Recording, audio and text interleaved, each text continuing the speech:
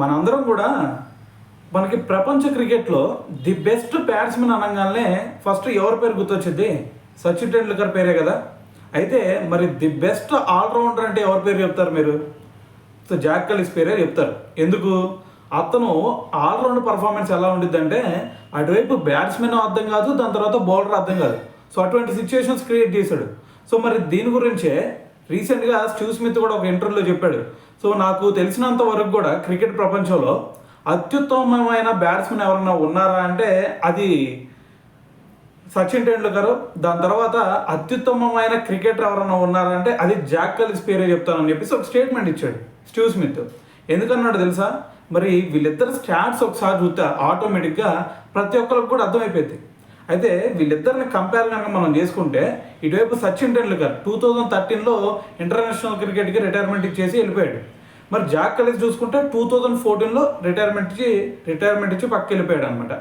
అయితే ఒక్కసారి వీళ్ళు టెస్ట్లో కనుక చూసుకుంటే సచిన్ టెండూల్కర్ ఏకంగా 200 టెస్ట్ మ్యాచెస్ ఆడాడు. కానీ జాక్ కలిస్ చూసుకుంటే 166 టెస్ట్ మ్యాచెస్ అయితే ఆడటం జరిగిందనమాట. అయితే దీంట్లోనే మరి ఈ 200 మ్యాచ్ల్లో సచిన్ టెండూల్కర్ కొట్టిన స్కోర్ ఎంత భయ్యా అంటే గుర్తుగా గుర్తుపెట్టుకుంటే 15,000 రన్స్. సో దాని తర్వాత జాక్ కలిస్ చూసుకుంటే అతను 13,000 రన్స్ చేశాడు, ఏది 166 మ్యాచ్ల్లో.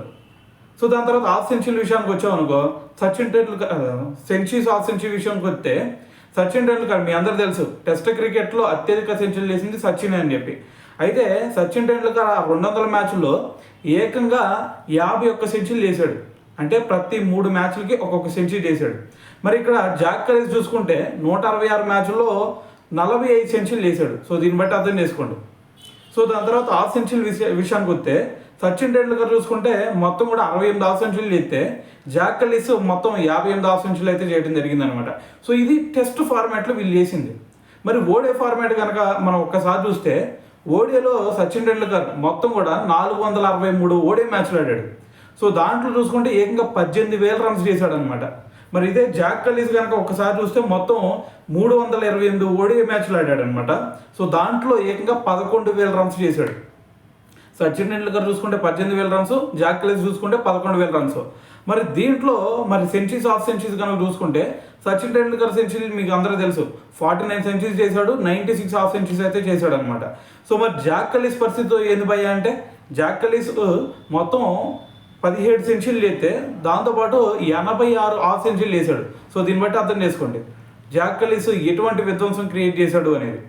సో మరి ఓవరాల్గా ఈ స్టాట్స్ చూసిన తర్వాత మీ అందరికి కూడా బాగా అర్థమైపోయి ఉండేది, అరే వీళ్ళిద్దరూ కూడా మరి ప్రపంచ క్రికెట్లో మరి ఎటువంటి ముద్ర వేశారు అనేది. సో దీన్ని బట్టి అర్థమైపోయింది. ఎందుకంటే హాఫ్ సెంచరీ విషయం చూస్తేనే అర్థమైపోతుంది కదా మనకు. అక్కడ సచిన్ టెండూల్కర్ 96 హాఫ్ సెంచరీలు చేస్తే ఓడియాలో, జాక్ కలిస్ 86 హాఫ్ సెంచరీలు చేశాడు. సో మరి ఈ స్టాట్స్ సరిపోతాయి అనుకుంటా వీళ్ళిద్దరి గురించి తెలియాలి అంటే.